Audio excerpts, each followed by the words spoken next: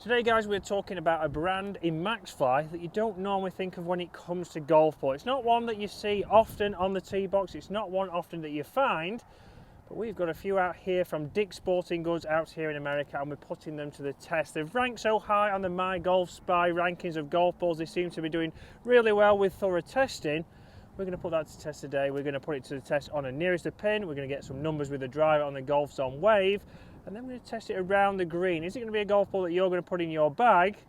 We've certainly done well on James's scramble. We did all right, didn't we? Really enjoyed this actually, guys, and it's a lot cheaper than a Pro V1 as well. We discussed this over on my channel.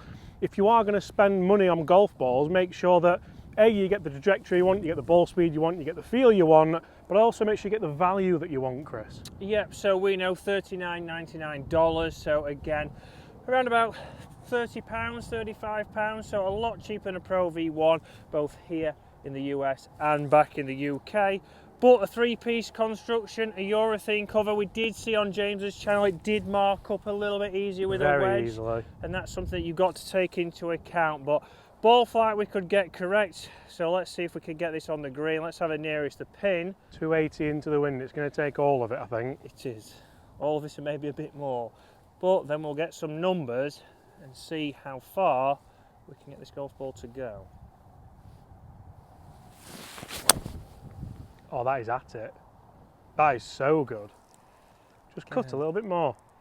Feels solid Oh, off just the to the face. left, and I just hopped in one of the bunkers. It might have, but distance-wise there, got the distance I would expect from a golf ball, got the flight, feels solid off the driver, but be interested to see what it feels like off other things. That was a really strong flight. Oh, it was. I don't think I can, I don't know. I hit a couple of good ones when I was testing it for the numbers. Really impressed with it. The ball speed was there or thereabouts. Spin rate was there or thereabouts for today. It's important that you know when you are testing golf balls how you're swinging for the day.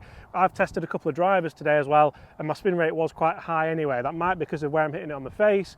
And there you see that the ball speed was there or thereabouts. So let's see if I can knock it inside Chrissy. I'm going to have to get all of this. Yours was like a bullet, wasn't it? Bang into this Texan wind. Didn't get my usual fade that I accounted for. I've got the fade. Stay there. It's a good shot. Is it on the green?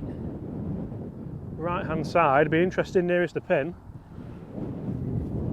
Right, Chris, two very interesting drives there. One slight to the left, one slight to the right, but I think we're there or thereabouts flag high. Yeah, so it's an interesting golf ball because like we said there, you'll see on the channel we're going to have a lot of stuff off MyGolfSpy because a lot of brands are going back to that, seeing how they are tested. It's a vigorous testing system that they go through, and this golf ball's been high on there. Again, very surprised for me. In the UK we don't see very many people using these golf balls. I certainly haven't seen a shop that's held these golf balls. You don't see them. You just don't, like MAXFLI used to be owned by TaylorMade MAXFLI back in the day.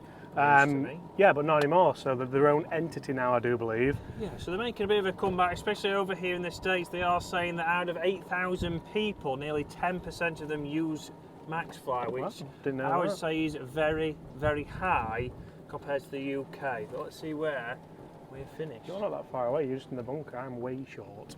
Oh dear. A delightful bunker shot to have. Have we seen yours? Is yours bunker bound as well? No, I think it's just short. Good. I prefer you're not in a bunker with the way you play bunker shots. Right. I would love this. I'd relish this. Are you relishing this, Chris? Not as much as you probably would, but again, really good to put this to a test in the bunker. You also see, guys, that we can see there is a Tour X and a Tour S version that have done really well with higher club head speeds and lower club head speeds. So not just a golf ball that's ticking it for the middle ground of swing speeds. They're certainly obviously going for both ends of the spectrum, which is what you want to see from a ball manufacturer. Oh, it's delightful. A little bit of spin there, nice contact.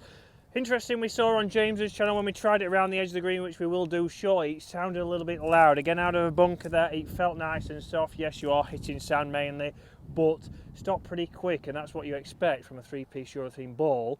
But now James is going to have a chip. It wasn't too bad. I think you've won the nearest to pin, but distance-wise, I don't think that's too bad, actually. Yeah, not too bad. It wasn't your best strike, was it? No. And it's still done reasonably well, which is what you want to see. Right, can I nip one up here and get some spin? Let's see then. So guys, when you're testing golf balls, this is obviously, for me, the most important area, because unfortunately we are going to miss greens. Even if that was an iron in there, we're going to miss greens, so we want to make sure we can get the right kind of control into the pin. Can we be positive? Can we get a good reaction?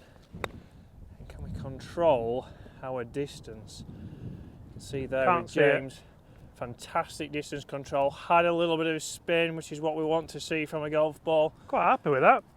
He's quite happy. We had a little bit of spin there. Yeah, it's flag high, that's all you can ask for. I wasn't sure if there was a ridge there that would send it in, but I mean, from that drive, taking that all day, you can see it's scuffed up again though. We'll start to look at even that there, that's from that short shot. Again, and the scuffing up of the golf balls, that is going to affect your drives. Obviously, it can make the ball move in the air. It can also lose your distance. Yours from that bunker shot. Let's see. Is there a big scuff on there? Actually, no, it was just mud. See, you would expect that to mark up a lot more from a bunker. Yeah, that's held up okay out of there, but so off fresh grooves on James's tailor-made wedge, certainly scuffed up, and it's not what you want to see. Yes, you might be saving some money, but that's a golf ball that you would potentially need to change. Comment below, would you have changed that golf ball because of that scuff? But it's still a 3. Come on! 2 birdie chances though. Yep, 2 birdie chances.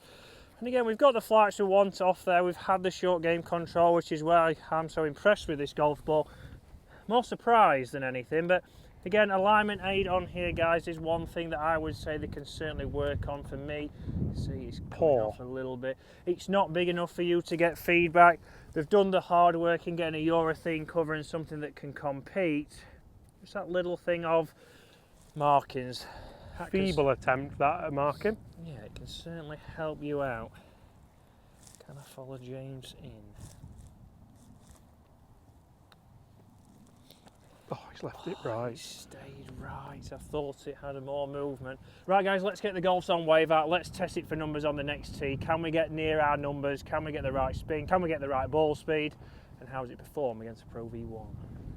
So guys, James unfortunately didn't manage to press the record button when we was wanting to talk about the numbers with the Golf Zone wave, but we did see with the MAXFLI ball that we could get it out there. I was pitching it around about 270, an off-centered hit was still getting out there well over 250 yards, just under 260, and that's exactly what I would expect to see even from a Pro V1. So in regards to it having the distance, having the control, it was still getting the distance that I would expect from a driver, and that's exactly what everybody wants to hear. And again, the flight was exactly the same as the Pro V1. Spin ever such a little bit higher, but that's what we're going to say for the cost price. That's what you are more than likely going to see when you go for a little bit of a cheaper 3-piece ball.